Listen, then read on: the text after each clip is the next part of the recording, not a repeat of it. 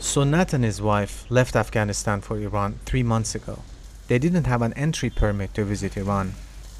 The couple crossed into Pakistan before sneaking into Iran on foot via the porous border. They were part of a group of more than 100 refugees. Sonat says many of their fellows were arrested in an Iranian border town and turned back to Afghanistan. Sonat now works as a caretaker in Tehran. He's satisfied with his new life in Iran. We're comfortable here. We have a job and our lives go on. There isn't any job for us in Afghanistan. It's also good that we share the same language with the Iranians. Sonat says he's waiting for the result of a residence permit application. He hasn't left the building he's been working in for the past 50 days, as he's very cautious not to be arrested.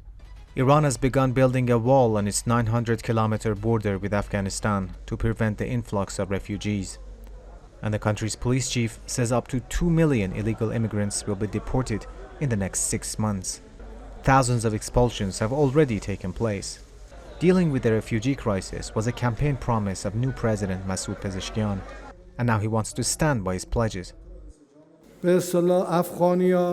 We've had 3 meetings about Afghans at our top security body. Some of them have passports and should be dealt with differently. However, some others have come here illegally, while legal framework should be observed.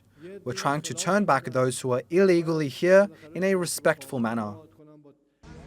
Pezeshkian has previously said that Europe should take in some of the Afghan refugees living in Iran or offer financial assistance to Tehran for hosting them.